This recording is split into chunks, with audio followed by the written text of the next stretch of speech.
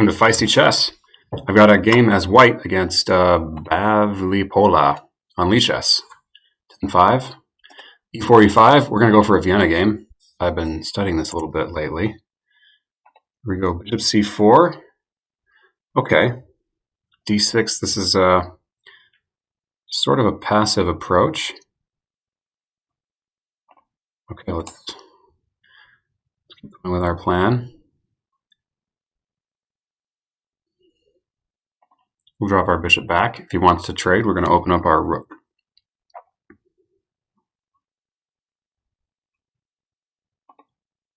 Okay, f4. This is the idea most of the time in the Vienna.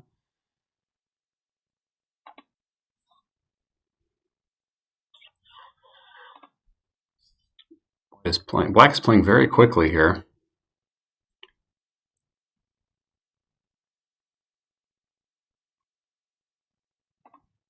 Okay, I'll be able to get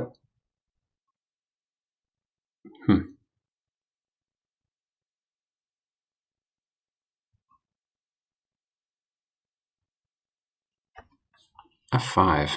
Immediately played without any thought.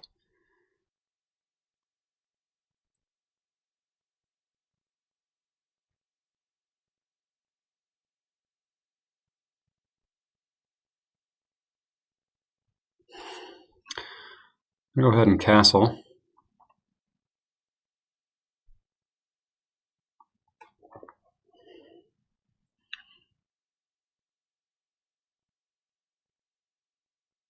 Yeah, and I'll think about playing. Well, castling is complicated here. I want to be able to meet knight f6 with e5.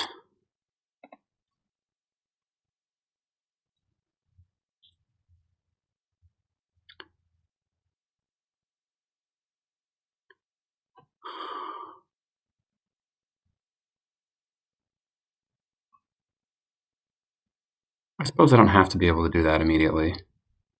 Let's just get developed. Knight f6, I might be able to go queen e2.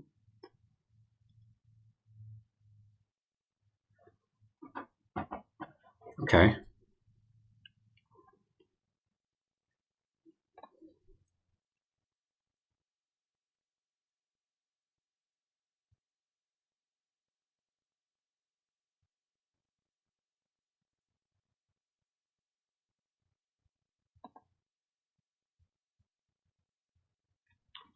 I'll have an isolated pawn if I take with the d pawn.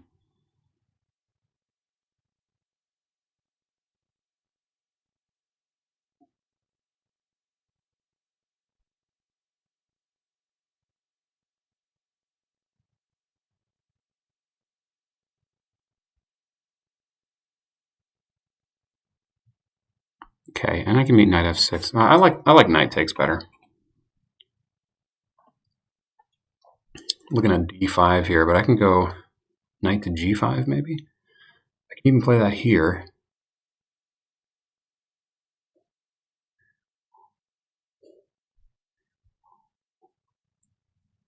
I could also just take, and he's got a weak pawn on this file my rook is already on.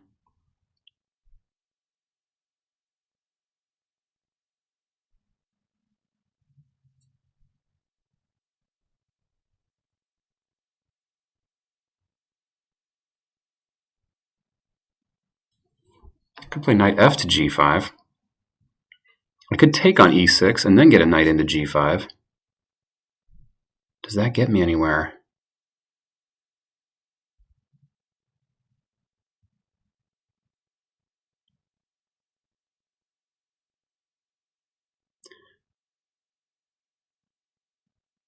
I've also got queen e2, just bringing another piece in, completing development, and actually threatening to make knight takes f6 work.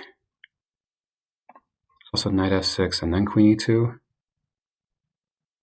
He does have knight d5. Okay, I'm gonna go ahead and grab this. And now,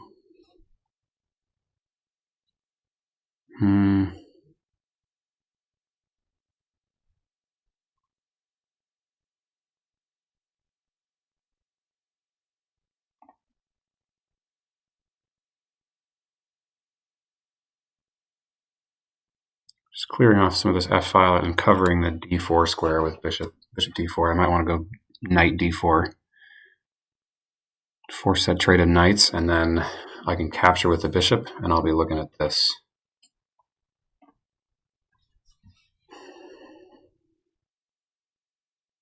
Okay. Pavlipola started the game with 10 minutes, and he's determined not to get down there.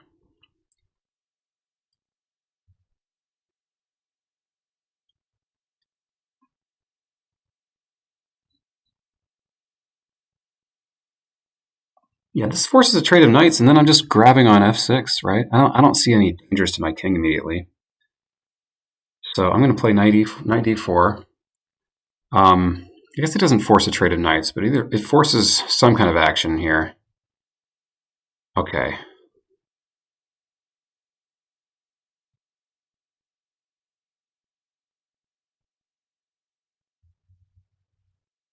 Doesn't this just win me his queen? He made that move so quickly. I'm looking at bishop takes e6 here. He can get this in, and then we're equal on material. I move my king over. He grabs my knight with one of those pieces. He's up a piece. I grab his queen, and then he grabs my other piece. He's got two. Okay, he's going to have two pieces and the exchange for the queen, which will mean I'm up a queen for a rook and a bishop. Is that right? No, he won't get the exchange. He won't get the exchange. This just wins. I'm going to make it before I run out of too much time. I'm giving up that bishop with check. The problem with this was he could take my knight, and my knight's more important for supporting the bishop that pins the queen. Okay, so here we go. Let's just start with this. The bishop won't be able to stay in defense of this pawn, actually. And this basically shuts the bishop out altogether. But first I can go ahead and grab this pawn. Okay, well, that was a quick one. My opponent never even used any of the time other than the increment that they were dealt. Never got below 10 minutes. And I used half my time, but the position reflected that in the end. Okay, maybe I'll play another one here, but let's watch this. Let's analyze this. Let's pull up the analysis board. Okay, so the Vienna game, now it's not as immediately forcing as knight f3, obviously. This move demands this move instead of knight c3. Makes a threat to take this pawn. And that's the main move, obviously, in king's pawn positions like this. But I like the Vienna game because its threats are more veiled. And it actually is a strategically sound opening in the sense that it actually does a good job of building a big center and grabbing more space in the middle of the board than black does. The idea is bishop to c5, and then we're gonna play this and then this, like I did in the game, and not delay that knight move until after our f pawn is moved, usually in most lines of the Vienna.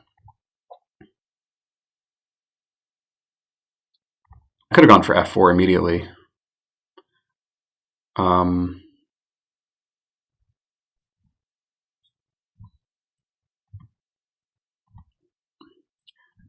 here we go. I don't think black was playing particularly terrible moves. Let's see what the computer thinks here.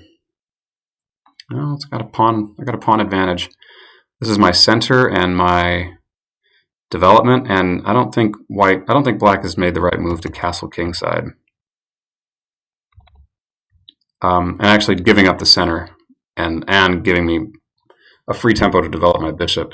That's a pretty big mistake. E takes f4. It's not always the wrong move in these positions, but at least wait till I've moved that bishop or some other complication arises. Because now I'm just I've got 4 pieces out ready to go. Black's doing okay with development too.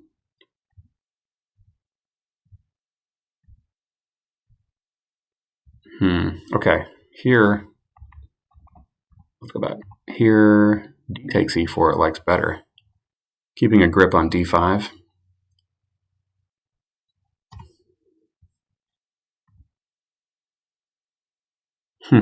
Doesn't like this here, but bishop a4. Just putting the pin on that knight. Bishop a4 also prepares this. Okay. Taking is fine. I've got a healthy advantage here.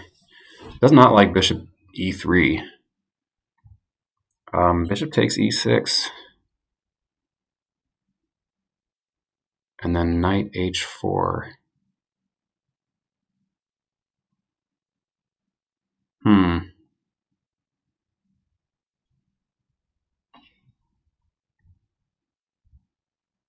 What's the point of that line? Bishop takes, queen takes, knight h4.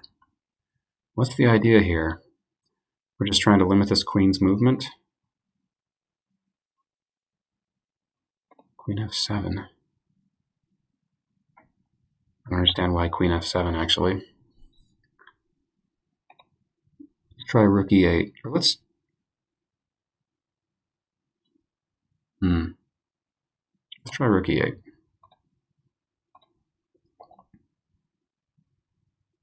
Plan is d4. Okay, and we're coming up with this. What about just e5? And then the bishop is free. d5, I mean. Computer really doesn't like this. This probably comes down to this pawn weakness, which we've already got a rook on. It's on an open file. That still stays in my line, so I'm not sure what the refutation supposedly is here. Rook g8. My plan was to do this. Open up that rook. I'm happy with that. Queen h3.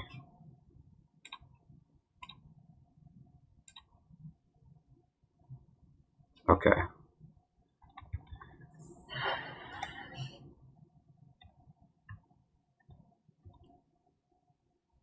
I hesitate to analyze a game like this too deeply, I guess, because black was just shooting from the hip. Okay. It likes rook to e8 for black here. Just putting up more defense on that bishop. Because that was my plan, was to play this, and I think this pretty much forces, well, bishop takes b3 is the best move, but that's a kind of conceding defeat anyway because, well, throw an intermediate move here. Now we take on b3 and we've got this rook, all of a sudden an attacking piece on the queen side. Then it wants to trade queens off, huh? What's wrong with, oh, I see.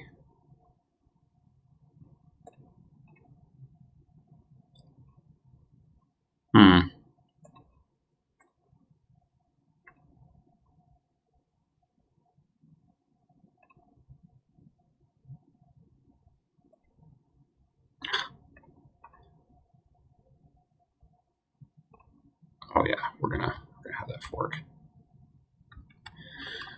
Okay. The alternative, without getting too deep into the woods here, if he takes here, then this means he just doesn't have an adequate defense because this is now hit by two pieces.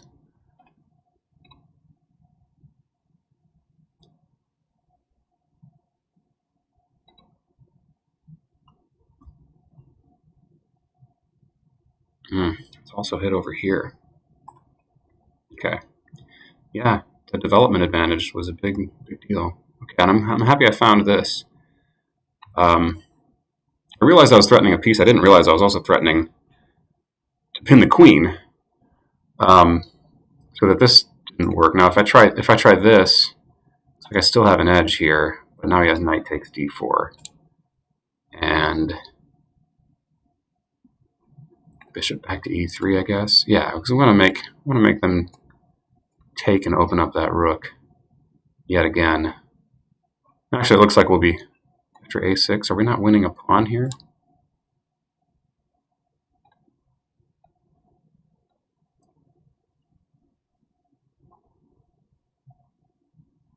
Mm.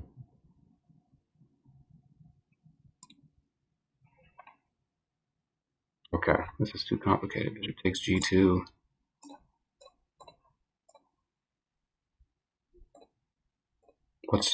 What's the trick? How does he win the bishop at the end of the day? Rook g8 check.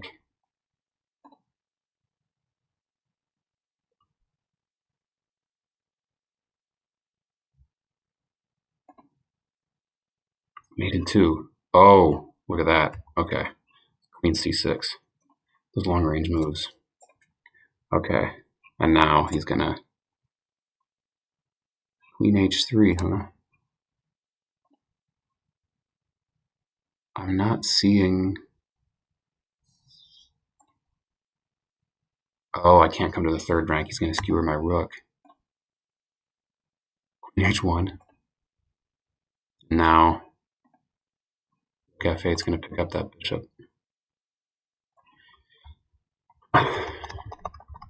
Okay. Yeah, he had some counterattacking possibilities. But making such a move so quickly, I mean, obviously I didn't need to go for bishop takes h6 here. That's the bad move. The move actually was pretty easy to find.